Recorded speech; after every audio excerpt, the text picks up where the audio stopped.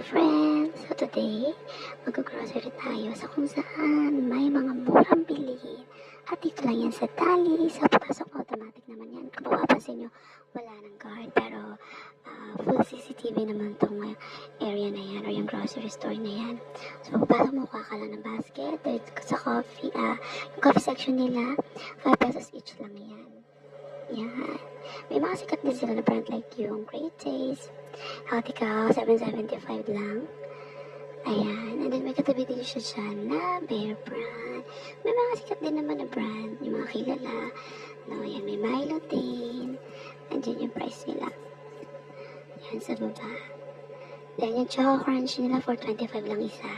So para siyang Coco Crunch. So nagustuhan naman siya ng pamangkin ko. Ayan, may mga choco milk din sila or choco drinks. Ayan, yung 1 taste nila, same lang din naman.